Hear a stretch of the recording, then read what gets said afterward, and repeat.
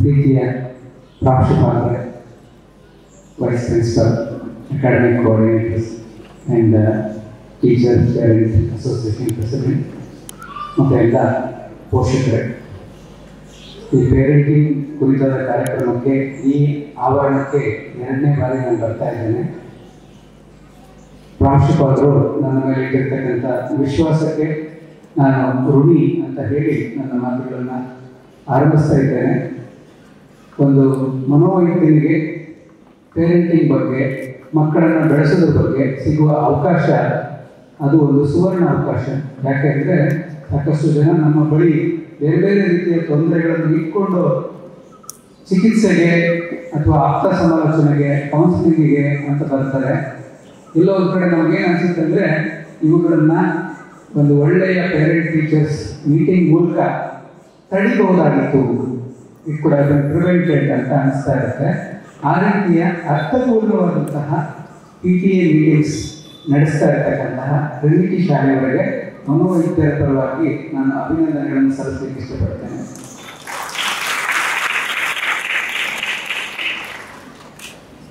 Trinity ಅಂದ್ರೆ 3 ಆಯಾಮಗಳಿದೆ ಇಲ್ಲಿ.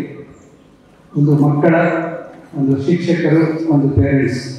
ಈ 3 ಒಟ್ಟಿಗೆ ಕೆಲಸ ಮಾಡ್ತಾ ಇದ್ರೆ ಮಾತ್ರ ಅಲ್ಲಿ ಯಶಸ್ಸನ್ನು ಕಾಣಲಿಕ್ಕೆ ಸಾಧ್ಯ. ಈ ದೇಶಕ್ಕೆ ಯಶಸ್ಸು, ಈ ಊರಿಗೆ ಯಶಸ್ಸು, ಈ ನಾಡಿಗೆ ಯಶಸ್ಸು. ಶಿಕ್ಷಕರಿಲ್ಲದೆ ಮಕ್ಕಳಿಗೆ ಅಸ್ತಿತ್ವ ಇಲ್ಲ, ಮಕ್ಕಳಿಲ್ಲದೆ ಶಿಕ್ಷಕರಿಗೆ ಅಸ್ತಿತ್ವ ಇಲ್ಲ, ಮಕ್ಕಳು ಮನೆಯಲ್ಲಿಲ್ಲ ಅಂತಂದರೆ ಪೇರೆಂಟ್ಸ್ಗೆ ಅಸ್ತಿತ್ವ ಇಲ್ಲ. ಈ 3ನ್ನು ನಾವು ಅರಿತುಕೊಂಡು ನಮ್ಮ ಕೆಲಸಗಳನ್ನು ಮಾಡಿದರೆ ಹೆಚ್ಚು ತೊಂದರೆಗಳಿರುವುದಿಲ್ಲ. ನಮ್ಮ ಕೆಲಸಗಳನ್ನು ನಾವು ಸರಿಯಾಗಿ ಮಾಡದಿದ್ದರೆ ಟೀಚರ್ಸ್ನ ಪೇರೆಂಟ್ಸ್ ದೂರುದು, ಪೇರೆಂಟ್ಸ್ನ ಟೀಚರ್ಸ್ ದೂರುದು, ಇಬ್ಬರು ಸೇರಿ ಮ್ಯಾನೇಜ್ಮೆಂಟನ್ನು ದೂರುದು ಆಗ್ತದೆ. ಹಾಗೆ ಆಗದೆ ನಾವು ನಮ್ಮ ಕರ್ತವ್ಯಗಳನ್ನು ಚೆನ್ನಾಗಿ ಮಾಡೋಣ.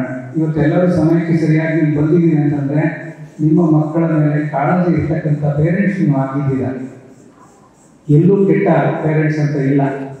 ಆದರೆ ಆಗಾಗ ನಮ್ಮ ಬ್ಯುಸಿ ಶೆಡ್ಯೂಲಲ್ಲಿ ಕೆಲವೊಂದು ಮಾತುಗಳನ್ನು ಮಕ್ಕಳನ್ನು ಬಳಸೋದ್ರ ಮೂಲಕ ಅದರ ಕುರಿತಾಗಿ ನೆನಪಿಸಬೇಕಾಗ್ತದೆ ಅಷ್ಟೇ. ಸೊ ಇಲ್ಲಿ ಇರೋವರೆಗೆ ನಾನು ಮಕ್ಕಳನ್ನು ಬೆಳೆಸೋದು ಹೇಗೆ ಅಂತ ಹೇಳ್ತೀನಿ ಅಂತಂದರೆ ನಿಮಗೆ ಮುಜುಗರ ಆಗೋದು ಬೇಡ. ಹಾಗೆ ನಮಗೆ ಮಕ್ಕಳನ್ನು ಬೆಳೆಸೋದು ಗೊತ್ತಿಲ್ವಾ ಅಂತ ತಿಳ್ಕೊಳ್ಳೋದು ಬೇಡ. ಎಲ್ಲರೂ ಒಳ್ಳೆಯ ಅಪ್ಪ ಅಮ್ಮನೇ. ಒಂದು ಕಡೆ ನಾವೇನಾದರೂ ಮಕ್ಕಳನ್ನು ಸೇರಿಸಿ ನಿಮಗೆ ಇವತ್ತು ಇಷ್ಟೊಂದು ಜನ ಪೇರೆಂಟ್ಸ್ ಬಂದಿದ್ದಾರೆ, ನಿಮಗೆ ಬೇಕಾದ ಪೇರೆಂಟ್ಸ್ನ ಆಯ್ಕೆ ಮಾಡಿ ಅಂದರೆ ಮಕ್ಕಳು ಬೇರೆ ಯಾರ ಹತ್ರ ಹೋಗೋದಿಲ್ಲ, ನಿಮ್ಮ ಹತ್ರನೇ ಬರ್ತಾರೆ. ನೀವು ಅವರಿಗೆ ಬೈಲಿ, ಜೋರು ಮಾಡಲಿ, ಗಲಾಟೆ ಮಾಡಲಿ, ಆದರೆ ನನಗೆ ಇದೇ ಅಪ್ಪ ಅಮ್ಮ ಬೇಕು ಅಂತ ವಾಪಸ್ ನಿಮ್ಮ ಹತ್ರನೇ ಬರ್ತಾರೆ ಅಲ್ವಾ? ಅದರ ಅರ್ಥ ಇಷ್ಟೇ, ನೀವು ಒಳ್ಳೆ ಅಪ್ಪ ಅಮ್ಮನೇ, ನಿಮ್ಮ ಮಕ್ಕಳಿಗೆ ನೀವು ಒಳ್ಳೆ ಅಪ್ಪ ಅಮ್ಮನೇ.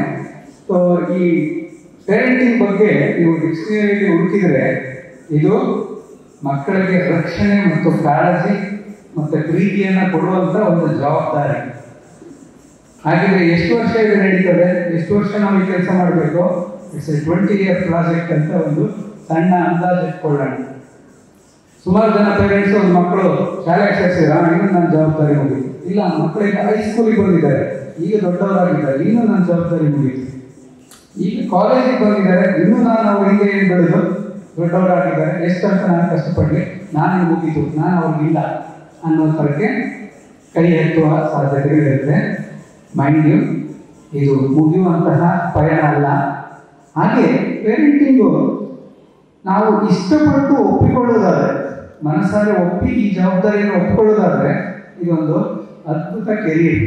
ಈಗ ಹಲವಾರು ಜನ ಪೇರೆಂಟ್ಸ್ಗೆ ಒಂದು ಬೇಜಾರಿರ್ತದೆ, ನನ್ನ ಮಕ್ಕಳಾಗ್ಬಿಟ್ಟು, ನಾನು ಓದ್ಬೇಕು ಅನ್ಕೊಂಡಿದ್ದೆ, ನಾನು ಕೆಲಸ ಮಾಡ್ಬೇಕು ಅನ್ಕೊಂಡಿದ್ದೆ, ನನ್ನ ಕೆರಿಯರ್ ಎಲ್ಲ ಹಾಳಾಯಿತು ಮಕ್ಕಳಾದ್ಮೇಲೆ ಅನ್ನೋ ಬೇಸರ ಇರ್ತದೆ.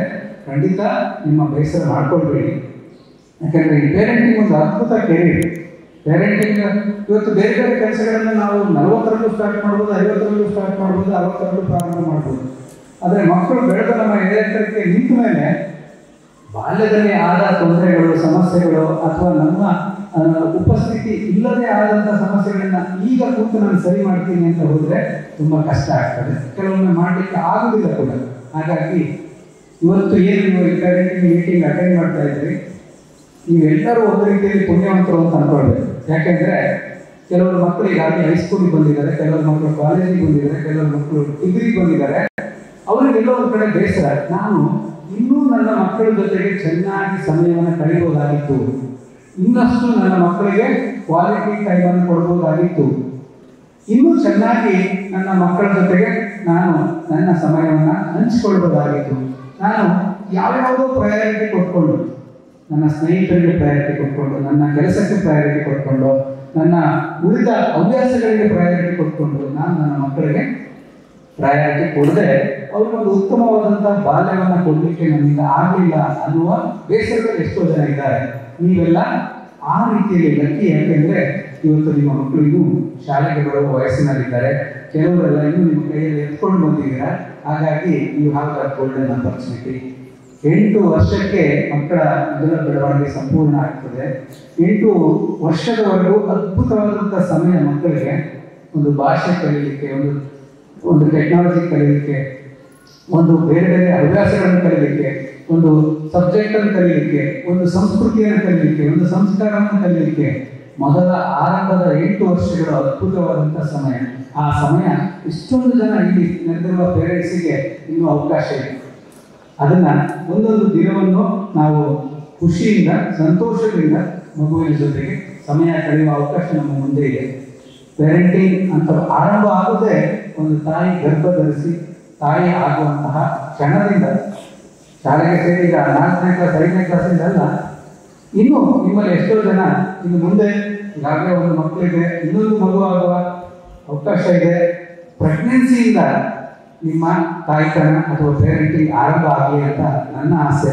ಯಾಕೆಂದರೆ ಒಂದು ಇಷ್ಟಪಟ್ಟ ಮಗು, ಇದು ನನ್ನ ಇಷ್ಟದ ಮಗು, ನಾನು ಮನಸಾರೆ ಇಷ್ಟಪಟ್ಟು ಬೆಳೆಸ್ತಾ ಇರುವ ಮಗು ಅಂತ ಯಾವಾಗ ತಾಯಿ ಮನಸಾರೆ ಒಪ್ಕೊಂಡು ಪ್ರೆಗ್ನೆನ್ಸಿಯಿಂದ ಆ ಮಗುವಿನ ಬಗ್ಗೆ ಪ್ರೀತಿ ಕಾಳಜಿಯನ್ನು ವಹಿಸ್ಕೊಳ್ತಾಳೋ ಆ ಮಗುವಿನ ಸಂಪೂರ್ಣ ಸರ್ವತೋಮುಖ ಬೆಳವಣಿಗೆ ಆಗಲಿಕ್ಕೆ ತುಂಬ ಸಹಕಾರಿ. ಎಷ್ಟೋ ಸಲ ಏನಾಗ್ತದೆ ಅಂದರೆ ಇಡೀ ಪ್ರೆಗ್ನೆನ್ಸಿ ಎಲ್ಲ ಮನೆಯಲ್ಲಿ ಜಗಳ, ಗಂಡ ಹೆಂಡತಿಗೆ ಬೇಸರ, ಅತ್ತೆ ಸೊಸೆಗೆ ಜಗಳ.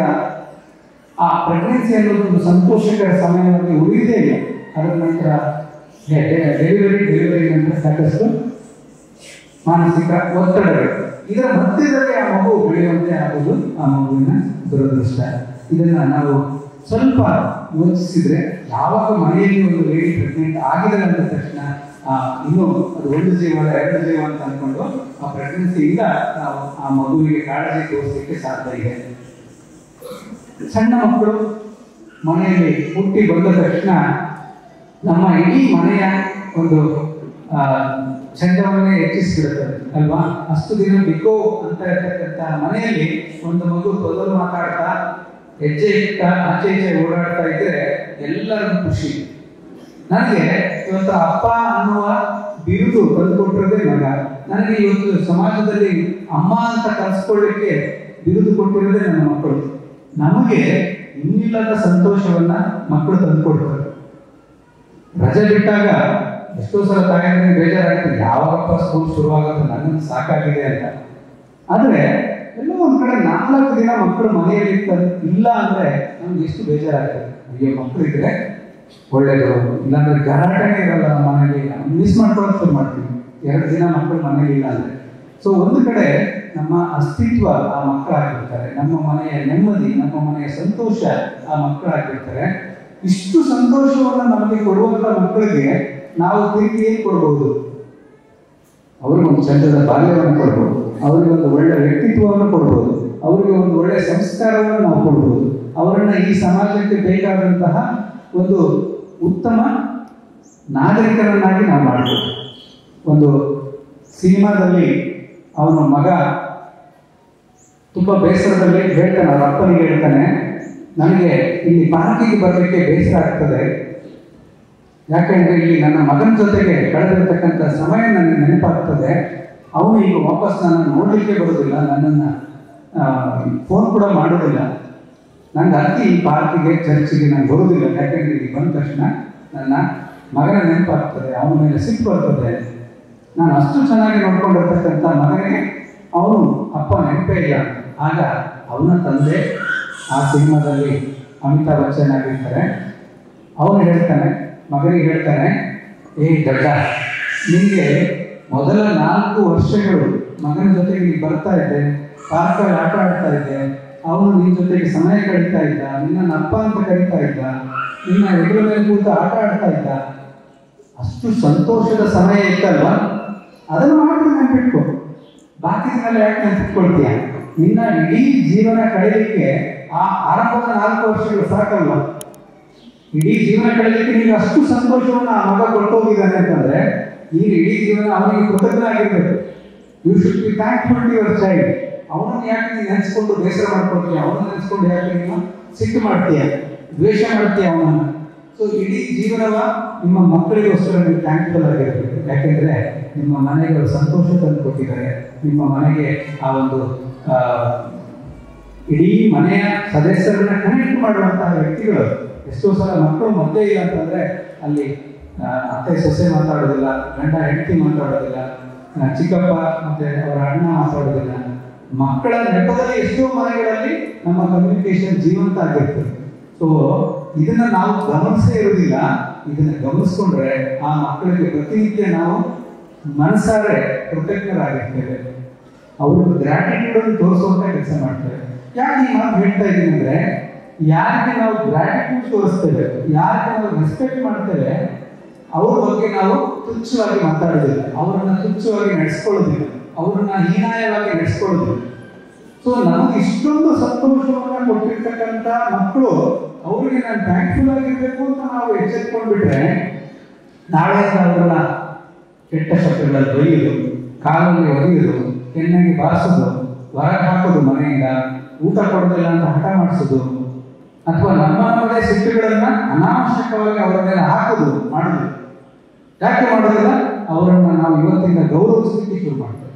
ಅದಕ್ಕೆ ಅಲ್ವಾ ಮಕ್ಕಳು ದೇವರಿದ್ದಾರೆ ಅಂತ ಹೇಳೋದು. ಸೊ ಆ ದೇವರ ಮನುಷ್ಯರನ್ನ ನಾವು ಇನ್ನಷ್ಟು ಕೃತಜ್ಞತೆಯಿಂದ ನಿನ್ನೆ ನೋಡ್ಕೊಳ್ಳಿಕ್ಕೆ ಪ್ರಯತ್ನ ಮಾಡೋಣ. ಸಣ್ಣ ಮಕ್ಕಳು ನಮ್ಮ ಮನೆಯಲ್ಲಿದ್ದಾರೆ, ಈಗ LKG, UKG 1, 2 ಓದ್ತಾ ಇದ್ದಾರೆ. ಈ ಆರಂಭದ ದಿನಗಳು, ಆರಂಭದ ವರ್ಷಗಳು ಆ ಮಕ್ಕಳಿಗೆ ತಂದೆ ತಾಯಿಗಳು ಕೊಡಬೇಕಾಗಿರೋದೇನೋ ಅವರೊಂದು ಬೇಸಿಕ್ ಸೆಕ್ಯೂರಿಟಿ ಕೊಡಿ. ಮಕ್ಕಳಿಗೆ ಮೂಲಭೂತವಾದಂತಹ ಒಂದು ಅಗತ್ಯಗಳೇನಂತಂದ್ರೆ, ನನ್ನ ತಂದೆ ತಾಯಿಗಳು ನನ್ನ ಜೊತೆಗಿದ್ರೆ ನಾನು ಸುರಕ್ಷೆ, ಅವರಿಗೆ ಆ ಸುರಕ್ಷತೆಯ ಭಾವನೆಯನ್ನ ನಾವು ಕೊಡ್ಬೇಕು. ಬೇಸಿಕ್ ಟ್ರಸ್ಟ್ ಅನ್ನು ಕೊಡ್ಬೇಕು. ಆ ನಂಬಿಕೆ, ಏನು ನಂಬಿಕೆ? ನಾನು ನನ್ನ ತಂದೆ ತಾಯಿಗಳ ಜೊತೆಗಿದ್ರೆ ನನಗೆ ಯಾರು ತೊಂದರೆ ಮಾಡೋದಿಲ್ಲ. ನನಗೆ ಬೇಸರ ಆದರೆ ನನ್ನ ತಂದೆ ಹತ್ರ ಹೇಳ್ಬೋದು, ನನಗೆ ನೋವು ಆದರೆ ನನ್ನ ಅಮ್ಮನ ಹತ್ರ ಹೇಳ್ಬೋದು, ನನಗೆ ಯಾರಾದರೂ ಅನಾವಶ್ಯಕವಾಗಿ ತೊಂದರೆ ಕೊಟ್ಟರೆ ನನ್ನ ಅಪ್ಪ ಅಮ್ಮ ನನ್ನ ಜೊತೆಗಿದ್ದಾರೆ ಅನ್ನೋ ನಂಬಿಕೆಯನ್ನ ನಾವು ಮಕ್ಕಳಿಗೆ ಕೊಡಬೇಕು. ನಾನು ಹಿಂದೊಮ್ಮೆ ಹೇಳಿದ್ದೆ ನಿಮಗೆ, ಒಂದು ಮಗು ನಿನ್ನ ಬಾಲ್ಯ ಹೇಗಿತ್ತು ಅಂತ ಕೇಳಿದರೆ ಆ ಬಾಲ್ಯ ಹೇಗಿತ್ತು ಅಂತ ಅವನು ಒಂದು ಶಬ್ದದಲ್ಲಿ ಹೇಳ್ತಾನೆ. ಏನಂದ್ರೆ, ನನ್ನ ಇಡೀ ಬಾಲ್ಯ ಅನಿಶ್ಚಿತತೆಯಿಂದ ಕೂಡಿತ್ತು. ಇವತ್ತು ಮನೆಯಲ್ಲಿ ಏನ್ ಬೇಕಾದ್ರೆ ಆಗ್ಬೋದು.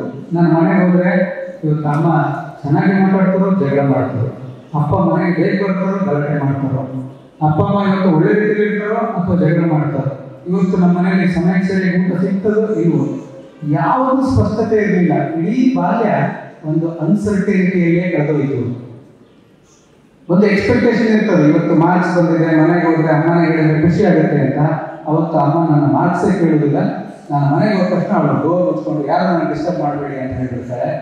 ಇವತ್ತು ಬಿದ್ದು ಬಂದಿದ್ದೀನಿ, ನನಗೆ ಗಾಯ ಆಗಿದೆ, ಅಮ್ಮ ಏನಾದರೂ ನನಗೆ ಸಾಂತ್ವನ ಹೇಳ್ಬೋದು ಅಂತ ನಾನು ಮನೆಗೆ ಹೋದ್ರೆ ಬಿದ್ದು ಬಂದೋದಕ್ಕಿಂತ ಜಾಸ್ತಿ ಬಿಟ್ಟು ಅಮ್ಮ ಬಿಡುತ್ತೆ. ನೀವು ನೋಡ್ಕೊಂಡು ಬರ್ಲಿಕ್ಕೆ ಆಗೋದಿಲ್ಲ, ದಿನ ಇದೇ ಕೆಲಸ ಮಾಡ್ಲಿಕ್ಕೆ ಹೋಗುದಾ ನೀನು ಅಂತೇಳಿ. ಅವ್ರಿಗೆ ಬಿದ್ದು ಬಂದಿದ್ದು ನೋವಾಗಲಿಲ್ಲ, ಆದರೆ ಅಮ್ಮ ಅದಕ್ಕೆ ಜಾಸ್ತಿ ನೋವಾಗುವಂತ ಮಾತುಗಳನ್ನು ಹೇಳಿ ಮತ್ತೆ ಪೆಟ್ಟು ಕೊಟ್ಟು ಅದರ ಮೇಲೆ ಆಗೋದು ಜಾಸ್ತಿ ನೋವು. ಆ ಮಗು ಹೇಳ್ತದೆ, ನನ್ನ ಇಡೀ ಬಾಲ್ಯ ಈ ಅನ್ಸರ್ಟನಿಟಿಯಲ್ಲಿ ಕಳೆದು ಹೋಗ್ಬೋದು. ಸೊ ಆ ಮಕ್ಕಳಿಗೆ ಕೊಡಬೇಕಾಗಿರೋದು ಬೇಸಿಕ್ ಟ್ರಸ್ಟ್, ಬೇಸಿಕ್ ಸೆಕ್ಯೂರಿಟಿ. ಯಾವ ಮಕ್ಕಳು ಶಾಲೆಗೆ ಓಡಿ ಬಂದು ಅಮ್ಮನ ಹತ್ರ ಏನೋ ನನಗೆ ಆಗ ತೊಂದರೆ, ನನ್ನ ಶಾಲೆಯಲ್ಲಿ ನನ್ನ ಸ್ನೇಹಿತರು ತೊಂದರೆ ಮಾಡಿದ್ರು, ನನಗೆ ಬಾತ್ರೂಮಲ್ಲಿ ತಮಾಷೆ ಮಾಡಿದ್ರು, ನನಗೆ ಇವತ್ತು ಟೀಚರ್ ಬೈದ್ರು, ಹೇಳ್ಕೊಳ್ಳಿಕ್ಕೆ ಮನೆಗೆ ಬರ್ತದೆ. ಆ ಅಪ್ಪ ಅಮ್ಮ ಇಬ್ಬರು ಕಿತ್ತಾಡ್ತಾ ಇದ್ದಾರೆ, ಅವರೇ ಒಬ್ಬರಿಗೊಬ್ರು ಜಗಳ ಮಾಡ್ಕೊಳ್ತಿದ್ದಾರೆ, ಅವರೇ ಒಬ್ಬರಿಗೊಬ್ರು ಹೊಡ್ಕೊಳ್ತಿದ್ದಾರೆ ಅಂದ್ರೆ ಈ ಮಗು ಹೇಳುತ್ತಾ ಅವನಿಗೆ ಆಗಿರುವ ಬೇಸರವನ್ನ ದುಃಖವನ್ನು ಹೇಳ್ಕೊಳ್ತಾ? ಖಂಡಿತ ಹೇಳ್ಕೊಳ್ಳೋದಿಲ್ಲ.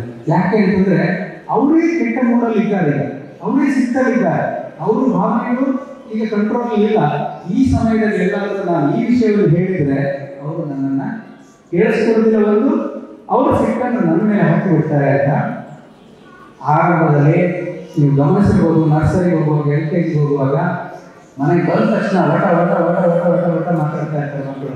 ಶಾಲೆಯಲ್ಲಿ ಆಗಿದ್ದು, ಟೀಚರ್ ಏನು ಹೇಳಿದ್ರು, ಟೀಚರ್ ಯಾವ ಡ್ರೆಸ್ ಹಾಕೊಂಡು ಬಂದಿದ್ರು, ಚಿತ್ರ ಏನು ಬಿಡಿಸಿದ್ರು, ಇವತ್ತು ಅವನಿಗೆ ಸ್ಟಾರ್ ಎಷ್ಟು ಹಾಕಿದ್ರು, ಯಾರು ಸ್ನೇಹಿತರು ಬಂದಿದ್ರು, ಯಾರು ಬಂದಿರಲಿಲ್ಲ, ಇಷ್ಟೆಲ್ಲ ಮಾತಾಡ್ತಾ ಇದ್ದ ಮಕ್ಕಳು ನಿಧಾನಕ್ಕೆ ಮನೆಗೆ ಬಂದಾಗ ಅಪ್ಪ ಅಮ್ಮನ ಮೂಡ್ ನೋಡಿ ಮಾತಾಡಕ್ಕೆ ಶುರು ಮಾಡ್ತಾರೆ. ಇವತ್ತು ಇವರು ರಾಂಗ್ ಮೂಡಲ್ಲಿದ್ದಾರೆ, ಇವತ್ತು ಮಾತಾಡೋದು ಬೇಡ. ಯಾವಾಗೋ 3 ದಿವಸ ನಂತರ 4 ದಿವಸ ನಂತರ ನಮಗೆ ಶಾಲೆಗೆ ಸ್ಟಾರ್ ಕೊಟ್ಟಿದ್ದು ಅಥವಾ ಶಾಲೆಗೆ ಸ್ಟಾರ್ ಚಾರ್ಟಲ್ಲಿ ಭಾಗವಹಿಸಿ ಸೇರಿದ್ದು ಗೊತ್ತಾಗ್ತದೆ. ಯಾಕೆ ಅವನಿಗೆ ಹೇಳಿಲ್ಲ ಅಂತಂದ್ರೆ ಅವ್ನು ಹೇಳಿಲ್ಲ ಅಂತ ಅಷ್ಟೇ, ಅವನು ಹೇಳೋದಿಲ್ಲ. ಅವತ್ತು ನಿಮ್ಮ ಮನೆಗೆ ಬಂದ ತಕ್ಷಣ ನಿಮ್ಮಿಬ್ಬರದ್ದು ಜೋರು ಜಗಳ ಇತ್ತು, ಹಾಗಾಗಿ ನಾನು ಹೇಳಿಲ್ಲ ಅಂತ ಹೇಳೋದಿಲ್ಲ. ಮಕ್ಕಳು 2 ಸಮಯ ನೆನಪಿಟ್ಕೊಳ್ಳಿ. ಒಂದು, ಬೆಳಗ್ಗೆ ಮನೆಯಿಂದ ಹೊರಟು ಶಾಲೆಗೆ ಹೋಗ್ತಾ ಇದ್ದಾರೆ, ನಿಮ್ಮ ಎಲ್ಲ ಭಾವನೆಗಳ ಏರುಪೇರು, ಮನುಷ್ಯನಿಂದ ನಮಗೆ ಬೇಸರ, ದುಃಖ, ಹತಾಶೆ, ಫ್ರಸ್ಟ್ರೇಷನ್ ಎಲ್ಲರೂ ಇರ್ತದೆ. ಆದರೆ ಒಂದು ಮಗು ಇವು ಬೆಳಗ್ಗೆ ಶಾಲೆಗೆ ಹೊರಡ್ತಾ ಇದ್ದಾನೆ, ಇನ್ನೂ ಒಂದು ಸಂಜೆ. ಸೊ ಹೋಗುವಾಗ ಒಂದು ಅಮ್ಮನ ನಗು ಮುಖ, ಸಮಾಧಾನದ ಮುಖ, ಅಪ್ಪನ ಒಂದು ಧೈರ್ಯ, ಅಭಯ ಸಿಕ್ಕು ಕಳಿಸ್ಕೊಡ್ತೀವಿ. ಶಾಲೆಗೆ ಹೊರಡುವಾಗ ಯಾರೋ ಸಿಕ್ಕಲ್ಲಿರುವಂಥದ್ದು ಜಗಳ ಮಾಡ್ಕೊಳ್ಳೋದು ಬೇಡ. ಶಾಲೆಗೆ ಹೋಗುವಾಗ ಚಂದದಲ್ಲಿ ಅವನನ್ನು ರೆಡಿ ಮಾಡಿಸಿ, ಬಸ್ಸಿಗೆ ಹತ್ತಿಸಿ, ಕೆನ್ನೆಗೆ ನೂಸ್ಕೊಂಡು ಟಾಟಾ ಮಾಡಿ ಒಳಗೆ ಬಂದು ಜಗಳ ಪಾರ್ಟ್ 2 ಕಂಟಿನ್ಯೂ ಮಾಡಿ. 2ನೇದು, ಮಗು ಶಾಲೆಗೆ ಬರುತ್ತೆ ಸಂಜೆ, ನಮ್ಗೆ ಗೊತ್ತು 4 ಗಂಟೆಗೆ ಬಸ್ ಬಂದು ನಿಲ್ಲುತ್ತೆ. ಅಷ್ಟೊತ್ತಿಗೆ ಏನೋ ಸಿಟ್ಟಾಗಿರ್ಬೋದು, ಆಫೀಸ್ ಟೆನ್ಷನ್ ಇರ್ಬೋದು, ಅತ್ತೆ ಜೊತೆ ಜಗಳ ಆಗಿರ್ಬೋದು, ಅಥವಾ ಅಮ್ಮ ಫೋನ್ ಮಾಡಿ ಏನೋ ಬೇಸರದ ವಿಷಯ ಹೇಳಿರ್ಬೋದು. ಒಂದು ಫುಲ್ ಸ್ಟಾಪ್ ಹೇಳಿ, 4 ಗಂಟೆ ಈಗ ನನ್ನ ಮಗು ಶಾಲೆಯಲ್ಲಿ ಬರುವ ಸಮಯ, ಈಗ I should take control of my emotions. ನಿಮಗೆ ಏನು ಸಾಧ್ಯ ಅಂತ ಮಾಡಿ. ಒಂದು ಡೀಪ್ ಬ್ರೀದಿಂಗ್ ಮಾಡ್ಕೊಳ್ತೀರಾ ಅಥವಾ ಫೋನ್ ಕಾಲ್ ಕಟ್ ಮಾಡ್ತೀರಾ, ಯಾಕಂದ್ರೆ ಫೋನಲ್ಲಿ ಇದ್ದಷ್ಟು ಹೊತ್ತು ನಿಮಗೆ ಅದೇ ವಿಷಯ ಕಂಟಿನ್ಯೂ ಮಾಡಬೇಕಾಗ್ತದೆ. ಒಂದು ಗ್ಲಾಸ್ ನೀರು ಕುಡಿದು ಬರ್ತೀರಾ, ಮಾಡಿ ಹೋಗಿ ಮಗುವನ್ನು ರಿಸೀವ್ ಮಾಡ್ಕೊಳ್ಳಿ. ಆ ಮಗು ಆರಂಭದಲ್ಲಿ ಬಂದ ತಕ್ಷಣ ಓಡಿ ಒಂದು ಅಮ್ಮನ ಹತ್ಕೊಂಡು ಶಾಲೆಯಲ್ಲಿ ನಡೆದ ಘಟನೆಗಳೆಲ್ಲ ಹೇಳಬೇಕು ಅಂತ ಇರ್ತದೆ, ಅದನ್ನ ತಾಳ್ಮೆಯಿಂದ ಕೇಳಿಸ್ಕೊಳ್ಳಿ. ಬಂದ ತಕ್ಷಣ ಇದೇನಿದು ಬಟ್ಟೆ ಗಲೀಜ್ ಮಾಡ್ಕೊಂಡು ಬಂದಿದ್ಯಾ, ಈ ವಾಟರ್ ಬಾಟಲಲ್ಲಿ, ಈ ಬಾಕ್ಸಲ್ಲಿ ಒಳಗಿಡ್ಲಿಕ್ಕೆ ಆಗೋದಿಲ್ವಾ? ಬಂದ ತಕ್ಷಣ ಎಲ್ಲ ತಾಯಿಗಳಿಗೆ ಒಂದು ಜೋರು ಟೆನ್ಷನ್. ಅವ್ನು ಬಂದು ಬ್ಯಾಗ್ ಅಲ್ಲೇ ಬಿಸಾಡ್ದ, ಬ್ಯಾಗಿನ ಒಳಗೆ ಇರಲಿಲ್ಲ, ಅಥವಾ ವಾಟರ್ ಬಾಟಲ್ನ ಬ್ಯಾಗಲ್ಲೇ ಇಟ್ಟ, ಬಾಕ್ಸನ್ನ ತಿಂದು ಖಾಲಿ ಮಾಡಿ ತಂದಿದ್ದಾನೆ, ಖಾಲಿ ಮಾಡಿ ತಂದಿಲ್ಲ, ಈ ಪ್ರಶ್ನೆಗಳು. ಆಮೇಲೆ ಸ್ವಲ್ಪ ಹೊತ್ತು ಕೂತು ಶಾಲೆಯ ಇಡೀ ವಿಚಾರಗಳನ್ನ ಕೇಳಿಸ್ಕೊಂಡು ನಂತರ ಆ ವಿಷಯಕ್ಕೆ ಬರೋಣ. ಯಾಕೆ ಇವತ್ತು ತಿಳಿದಿಲ್ಲ, ಯಾಕೆ ಬಿಟ್ಟು ಬಂದಿದ್ಯಾ, ವಾಟರ್ ಬಾಟಲ್ ತಂದ ತಕ್ಷಣ ಒಳಗಿಡ್ಬೇಕಲ್ಲ, ಬಾಕ್ಸನ್ನ ನೀನು ತೊಳಿಲಿಕ್ಕೆ ಹಾಕಬೇಕಲ್ಲ ಅಂತ ಮತ್ತೆ ಒಂದು ಅರ್ಧ ಗಂಟೆ ನಂತರ ಈ ಬಂದ ತಕ್ಷಣ ನಮಗೆ ಫೈಟಿಂಗ್ ಶುರು ಆಗ್ಬಿಟ್ರೆ ಏನಾಗುತ್ತೆ, ಇಡೀ ದಿನದ ವಿಚಾರಗಳು ಹೇಳೋದು ಅವರಿಗೆ ಮರ್ತೋಗ್ಬಿಡ್ತದೆ. ಆವಾಗ ಅದು ಒಂದು ಗಮನಕ್ಕೆ ಬರುವುದಿಲ್ಲ. ಸಣ್ಣ ವಯಸ್ಸಿನಲ್ಲಿ ನಿಮ್ಮ ಮಾತುಗಳು ಎಲ್ಲರ ಮನೆಯಲ್ಲಿ ಮಕ್ಕಳ ಜೊತೆಗೆ ನಾವು ಮಾತಾಡ್ತೇವೆ, ಮಕ್ಕಳಿಗೆ ಇನ್ಸ್ಟ್ರಕ್ಷನ್ಸ್ ಕೊಡ್ತೇವೆ. ಒಂದು ಸಣ್ಣ ಬದಲಾವಣೆ ಈ ಭಾಷಣದಲ್ಲಿ ನಾನು ಮತ್ತೆ ಹೇಳೋದೇನೆಂದ್ರೆ, ನಿಮ್ಮ ಮಕ್ಕಳ ಜೊತೆಗೆ ನಿಮ್ಮ ಸಂವಹನ ನಿರಂತರವಾಗಿ ಈಗ ಹೇಗಿದ್ದೀರಿ ಹಾಗೇ ಇರಿ, ಆದರೆ ಸ್ವಲ್ಪ ನಮ್ಮ ಟೋನನ್ನು ಕಡಿಮೆ ಮಾಡ್ಕೋಬೇಕಷ್ಟೆ. ಮಕ್ಕಳಿಗೆ ಹೇಳಿಸ್ತೇವೆ, ಆದರೆ ಸ್ವಲ್ಪ ಟೋನ್ ಕಡಿಮೆ ಮಾಡಿ ಹೇಳಿಸ್ಬೇಕು. ಮಕ್ಕಳಿಗೆ ಇನ್ಸ್ಟ್ರಕ್ಷನ್ ಕೊಡ್ತೇವೆ, ಓದಲಿಕ್ಕೆ, ಹೋಮ್ವರ್ಕ್ ಮಾಡಲಿಕ್ಕೆ, ಸ್ವಲ್ಪ ನಮ್ಮ ಟೋನ್ ಕಡಿಮೆ ಮಾಡ್ಕೊಂಡ್ರೆ ಸಾಕು. ಮಗು ಏನಾದ್ರು ತಪ್ಪು ಮಾಡುತ್ತೆ, ಅವನು ತಿದ್ದಬೇಕು, ನಾವೇ ತಿದ್ದಬೇಕು, ಅಪ್ಪ ಅಮ್ಮನೇ ತಿದ್ದಬೇಕು. ಆದರೆ ತಿದ್ದುವಾಗ ನಮ್ಮ ಮಾತಿನ ಟೋನನ್ನು ಸ್ವಲ್ಪ ಕಡಿಮೆ ಮಾಡಿಕೊಂಡ್ರೆ ಸಾಕಾಗ್ತದೆ. ವಿಷಯ ಎಲ್ಲ ಹಲವಾರು ಬಾರಿ ನಮ್ಮ ಹತ್ರ ಕೌನ್ಸಿಲಿಂಗ್ ಕರ್ಕೊಂಡು ಬಂದಿರ್ತಾರೆ, ನಾವೆಲ್ಲ ಕೆಲವೊಂದು ಸಜೆಷನ್ಸ್ ಅವ್ರಿಗೆ ಹೇಳ್ತೀವಿ, ಅಲ್ಲೇ ಅಪ್ಪ ಅಮ್ಮ ಆಶ್ಚರ್ಯ ಆಗ್ತದೆ ಅವ್ರಿಗೆ. ಅದೇನು ಸರ್, ನಾವು ಹೇಳಿದ್ದೆ ನೀವು ಹೇಳಿದ್ರೆ ಅವ್ನು ಕೇಳ್ತಾನೆ, ನಮ್ಮ ಮಾತು ಯಾಕೆ ಕೇಳೋದಿಲ್ಲ ಅಂತೇಳಿ. ಅದರಲ್ಲಿ ವಿಶೇಷ ಏನಿಲ್ಲ. ನಮ್ಮ ಮಕ್ಕಳಿಗೆ ತೊಂದರೆ ಆದರೆ ನಿಮ್ಮ ಮಾತು ಕೇಳ್ತಾರೆ, ನಿಮ್ಮ ಮಕ್ಕಳ ತೊಂದರೆ ಆದರೆ ನಮ್ಮ ಮಾತು ಕೇಳ್ತಾರೆ. ಆದರೆ ನಾವು ಆಸ್ಪತ್ರೆಯಲ್ಲಿ ಕಿರ್ಚಾಡಿ ಜೋರು ವಾಯ್ಸಲ್ಲಿ ಹೇಳೋದಿಲ್ಲ ಅಷ್ಟೇ, ಸ್ವಲ್ಪ ನಿಧಾನ ಮಾಡಿ ಹೇಳ್ತೇವೆ. ಅಥವಾ ಸ್ವಲ್ಪ ಅವನ ವಿಶೇಷತೆಗಳನ್ನು ಫಸ್ಟ್ ಕೇಳಿಕೊಂಡು, ಅವನ ಇಂಟ್ರೆಸ್ಟ್ಗಳನ್ನು ಫಸ್ಟ್ ಕೇಳಿಸ್ಕೊಂಡು, ಅವನ ಆದ್ಯತೆಗಳು ಏನು ಅಂತ ಕೇಳಿಸ್ಕೊಂಡು, ಆಮೇಲೆ ಅವನಿಗೆ ಬೇಕಾದ ಶಿಸ್ತಿನ ಇನ್ಸ್ಟ್ರಕ್ಷನ್ಸ್ನ ಕೊಡುತ್ತೇವೆ. ಅಷ್ಟೇ ವ್ಯತ್ಯಾಸ ಬಿಟ್ಟರೆ ಮನೇಲಿ ಏನಾಗ್ತದೆ, ಅಮ್ಮ ನಾನು ಆಟ ಆಡಿ ಬರ್ಬೇಕಿಲ್ಲ, ಹೋಮ್ವರ್ಕ್ ಮುಗಿಸಿ ಹೊರಗೆ ಹೋಗು, ಇಲ್ಲ ನಾನು ಆಟ ಆಡಿ ಬಂದು ಹೋಮ್ವರ್ಕ್ ಮಾಡಿ, ಇಲ್ಲ ಹೋಮ್ವರ್ಕ್ ಮುಗಿಸಿಲ್ಲ ನಾನು ಆಟ ಕೊಡೋದಿಲ್ಲ. ನಾವು ಆದ್ಯತೆ ಚೇಂಜ್ ಮಾಡ್ತೀವಿ. ಸರಿ, ಎಷ್ಟೊತ್ತಿಗೆ ವಾಪಸ್ ಬರ್ತೀಯ? 5:15 ಬರ್ತೀನಿ. ಸರಿ, 5:15 ಕರೆದ್ರೆ ಬರಬೇಕು, ಇಲ್ಲದಿದ್ದರೆ ನಾಳೆಯಿಂದ ಆಟ ಇಲ್ಲ, ಇವತ್ತಲ್ಲ ನಾಳೆಯಿಂದ ಆಟ ಇಲ್ಲ, ಇವತ್ತು 5:15 ಬಂದಿನಂತೆ. ಸೊ ಈ ಅಷ್ಟು ಸ್ಟಿಕ್ ಆನ್ ಟು ಟೈಮ್. 5:30 ಬಂದು ಹೋಮ್ವರ್ಕ್ ಮುಗಿಸ್ಕೊಳ್ಬೇಕು, ಇಲ್ಲದಿದ್ದರೆ ನಾಳೆಯಿಂದ ಆಟ ಕಟ್ ಆಗ್ತದೆ. ಅಲ್ಲಿಗೆ ಏನಾಯ್ತು, ವಿನ್ ವಿನ್ ಸಿಚುವೇಶನ್.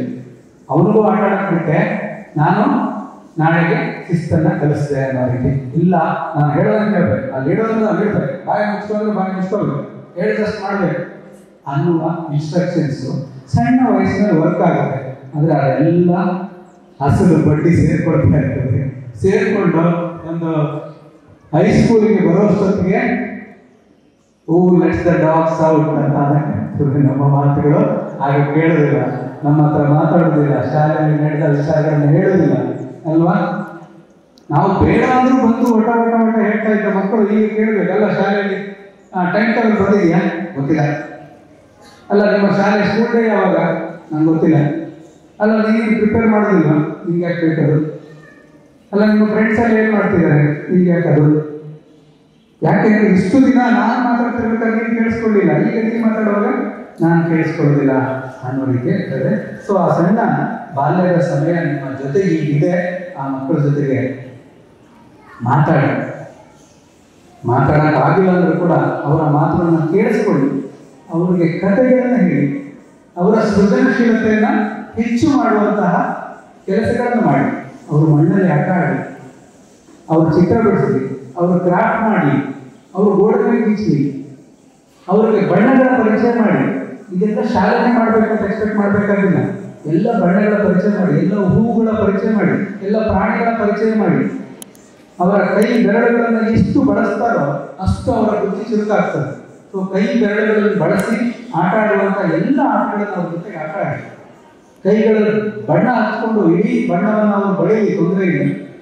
ಕೆಲವರಿಗೆ ಮನೆಯನ್ನು ತುಂಬಾ ನೀಟಾಗಿ ಇಟ್ಕೊಳ್ಬೇಕು, ಒಂದು ಚೂರು ಆಚೆ ಈಚೆ ಗಲೀಜಾಗಬಾರ್ದು, ಜೋಡಿಸಿ ಬರ್ತದೆ. ನೆನಪಿಟ್ಕೊಳ್ಳಿ, ಒಂದು ಮಕ್ಕಳಿರುವ ಮನೆ ಇರಲಿಕ್ಕೆ ಸಾಧ್ಯ, ಇನ್ನೊಂದು ಕ್ಲೀನ್ ಆಗಿರುವ ಮನೆ ಇರಲಿಕ್ಕೆ ಸಾಧ್ಯ. ಎರಡೇ, ನಮಗೆ ಮಕ್ಕಳು ಇರಬೇಕು ಮನೆಯಲ್ಲಿ, ಮನೆ ಸ್ವಚ್ಛವಾಗೂ ಇರಬೇಕು ಅಂತಂದ್ರೆ ಎಷ್ಟೋ ಸಲ ಸಾಧ್ಯ ಆಗಲಿಕ್ಕಿಲ್ಲ. ಅವನು ಸೀಟ್ ಮೇಲೆ ಗೀಚಿಬಿಟ್ಟ, ಅವನು ಗೋಡೆ ಮೇಲೆ ಗೀಚಿಬಿಟ್ಟ ಅಂತ ಹೇಳಿ ನಾವು ಬೇಸರ ಮಾಡ್ಕೊಳ್ಬೇಕಾಗಿಲ್ಲ. ಅದೆಲ್ಲ ಅವರ ಬಾಲ್ಯದ ನೆನಪುಗಳಾಗಿ ನೀವು ಕಾಪಾಡ್ಕೊಳ್ಬೋದು ಬೇಕಿದ್ರೆ. ಆ ರೀತಿಯಾಗಿ ಆ ಮಕ್ಕಳ ನೆನಪುಗಳನ್ನು ಕಟ್ಟಿಕೊಡಿ ಅಂತ.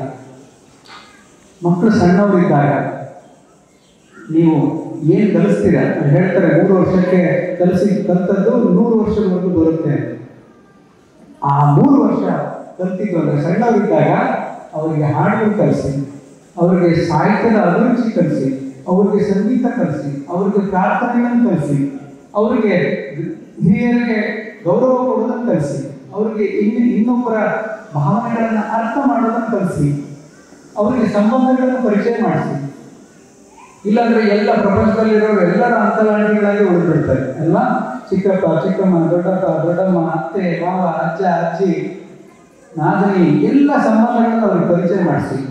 ಈ ಎಲ್ಲ ಸಂಬಂಧಗಳನ್ನ, ಸಂಸ್ಕೃತಿಗಳನ್ನ ಇವೆಲ್ಲ ನಾವು ಮಕ್ಕಳಿಗೆ ಪರಿಚಯ ಮಾಡಬೇಕು.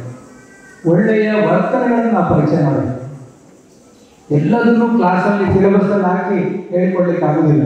ಇನ್ನೊಬ್ಬರಿಗೆ ಸಹಾಯ ಮಾಡಬೇಕು, ಸುಳ್ಳು ಹೇಳಬಾರ್ದು, ಕಳ್ತನ ಮಾಡಬಾರ್ದು, ಬೇರೆಯವ್ರಿಗೆ ಹಿಂಸೆ ಮಾಡಬಾರ್ದು, ಬೇರೆಯವ್ರ ಬಗ್ಗೆ ರೂಮರ್ಸ್ ಸ್ಪ್ರೆಡ್ ಮಾಡಬಾರ್ದು, ಇನ್ನೊಬ್ಬರಿಗೆ ಏನಾದ್ರು ಕಷ್ಟ ಆಯ್ತಂದ್ರೆ ನಾವು ನಗಾಡಬಾರ್ದು, ಬೇರೆಯವ್ರಿಗೆ ಏನಾದ್ರು ತೊಂದರೆ ಆಯ್ತಂದ್ರೆ ಹಂಗೆ ಆಗಬೇಕು ಅಂತ ಹೇಳಿ ನಾವು ಸಂತೋಷ ಪಡಬಾರ್ದು. ಇವೆಲ್ಲವನ್ನು ನಾವು ಅವನಿಗೆ ದಿನ ಬೆಳಗ್ಗೆ ಕೂತ್ಕೊಂಡು 7 to 8 ಕ್ಲಾಸ್ ತಗೊಳ್ತೀನಿ ಅಂತ ಕೂತ್ಕೊಳ್ಬೇಕಾಗಿಲ್ಲ. ನಾವು ಅವರ ಮುಂದೆ ನಡೆದು ತೋರಿಸ್ಬೇಕಷ್ಟೆ. Don't preach them, practise them. ನೀವು ಏನೇನು ಒಳ್ಳೆ ವಿಚಾರಗಳನ್ನ ಪಾಲನೆ ಮಾಡ್ತಾ ಇದ್ದೀರಿ ಮಕ್ಕಳ ಎದುರಲ್ಲಿ, ಅದು ಹಂಗೆ ಹೋಗಿ ಜೆರಾಕ್ಸ್ ಆಗ್ತಾ ಇರ್ತದೆ, ಪ್ರಿಂಟ್ ಆಗ್ತಾ ಇರ್ತದೆ. ನಿಮ್ಮ ಮಕ್ಕಳು ನಿಮ್ಮ ಮನೆಯಲ್ಲಿರ್ತಕ್ಕಂತಹ ಲೈವ್ CCTV ಇದು.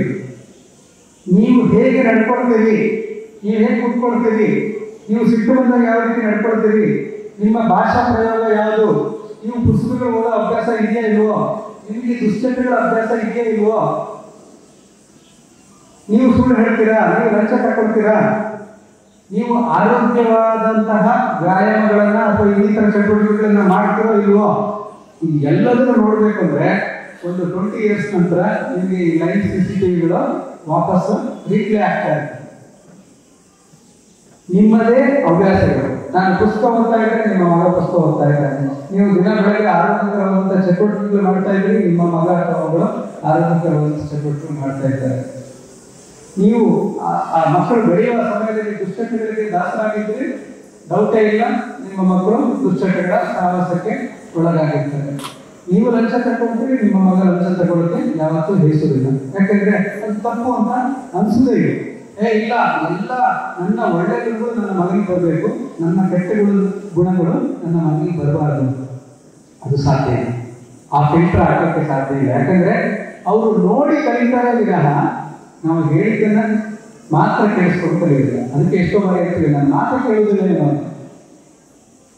ನಿಮ್ಮ ಮಾತುಗಳು ಮಕ್ಕಳು ಕೇಳ್ತಾ ಇಲ್ಲ ಅಂದ್ರೆ ಬೇಸರ ಮಾಡ್ಕೋಬೇಡಿ. ಆದರೆ ನೀವು ಕಾಳಜಿ ವಹಿಸಬೇಕಾಗಿದ್ದು ಯಾವುದಕ್ಕೆ? ನಿಮ್ಮನ್ನು ಅವರು ನೋಡ್ತಾ ಇದ್ದಾರೆ. ನಿಮ್ಮ ಮಕ್ಕಳಿಗೆ ಕಣ್ಣಿದೆಯಾ? ಅದ್ರ ಬಗ್ಗೆ ನೀವು ಎಚ್ಚರ ವಹಿಸಿ. ಯಾಕೆಂದ್ರೆ ನೀವು ಹೇಳೋ ಮಾತನ್ನು ಕೇಳಿದ್ರು ಚಿಂತೆ ಇಲ್ಲ, ನೀವು ಮಾಡಿದಾಗೆ ಮಾಡ್ತಾ ಇದ್ದಾರೆ. ಸುಮಾರು ತಂದೆ ತಾಯಿಗಳಿಗೆ ಆತಂಕ, ಸರ್ ನನ್ನ ಮಗ ಮುಂದೆ ಹೇಗಾಗ್ಬಿಡ್ತಾನೆ, ಅವನ ಭವಿಷ್ಯ ಹೇಗೋ ಏನೋ ಅಂತ ಆತಂಕ ಇದೆ ಅಂತ ಹೇಳುವಾಗ ನಾನು ಅವ್ರಿಗೆ ಧೈರ್ಯ ಹೇಳ್ತೀನಿ, ನೀವು ಬದುಕಲ್ಲಿ ಚೆನ್ನಾಗಿದ್ದೀರಾ, ನೀವು ಸಂಸ್ಕಾರವಂತರಾಗಿದ್ದೀರಾ, ನೀವು ಇವತ್ತು ಬದುಕಲ್ಲಿ ಗೌರವದಿಂದ ಜೀವನ ನಡೆಸ್ತಾ ಇದ್ದೀರಾ, ಆಗಿದ್ರೆ ನೀವು ಮಕ್ಕಳ ಬಗ್ಗೆ ಭಯ ಪಡ್ಕೊಳ್ಳೋದೇ ಬೇಕಾಗಿಲ್ಲ. ಯಾಕೆಂದ್ರೆ ಅವರು ನಿಮ್ಮ ನೋಡಿ ಕಲಿತಾರೆ. ನೀವು ಮನೆಗೆ ಯಾವ ಅತಿಥಿಗಳು ಬರ್ತಾರೆ ಅವರನ್ನ ಸಂಸ್ಕಾರದಿಂದ ನೋಡ್ಕೊಳ್ತೀರಾ, ಅಥವಾ ಅವ್ರು ಬಂದಾಗ ಚೆನ್ನಾಗಿದ್ದೀರಾ ಅಂತ ಹೇಳಿ ಹೋದ ತಕ್ಷಣ ಅವ್ರ ಬಗ್ಗೆ ಮನೆಯಲ್ಲಿ ಕೆಟ್ಟದಾಗಿ ಮಾತಾಡ್ತಾರೆ. ನಮ್ಮಪ್ಪ ಬಂದ್ಬಿಡ್ತಾನೆ ಬೆಳಗ್ಗೆ ಹೇಳೋದಕ್ಕೆ ಬಂದ್ಬಿಡ್ತಾನೆ, ಟೈಮ್ ಇಷ್ಟ ಆಯಿತು ಅಂತ ಅವನ ಹತ್ರ ಚೆನ್ನಾಗಿ ಮಾತಾಡಿ ಅವನ ಆಚೆ ಹೋದ ತಕ್ಷಣ ಅವನ ಬಗ್ಗೆ ಕೆಟ್ಟದಾಗಿ ಮಾತಾಡ್ತೀರಾ. ಅದನ್ನೇ ನಮ್ಮ ಮಕ್ಕಳು ಕರೀತಾರೆ. ಇನ್ನೊಂದ್ಸರಿ ಸಿಕ್ಕಾಗಿ ಹೇಳ್ತಾರೆ, ಅಂಕಲ್ ನೀವು ಹೇಳ್ದಾಗ ಬಂದ್ಬಿಡ್ತೀನಿ ಅಂತ, ಟೈಮ್ ವೇಸ್ಟ್ ಮಾಡ್ತೀನಿ ಅಂತ ನಮ್ಮ ಅಪ್ಪ ಹೇಳ್ತಾ ಇದ್ರು ನೀವು ಹೋದ್ಮೇಲೆ ಅಂತ. ಸೊ ಅದ್ರ ಬಗ್ಗೆ ನಾವು ಗಮನ ಇಟ್ಕೊಳ್ಬೇಕಾಗಿರೋದು ಬೇಸಿಕ್ ಟ್ರಸ್ಟ್, ಬೇಸಿಕ್ ಸೆಕ್ಯೂರಿಟಿ ಮತ್ತೆ ಆರಂಭದ ಕಲ್ಚರ್ಸ್ ಅನ್ನ ನಮ್ಮ ಮಕ್ಕಳಿಗೆ ಕೊಡುವಂಥದ್ದು.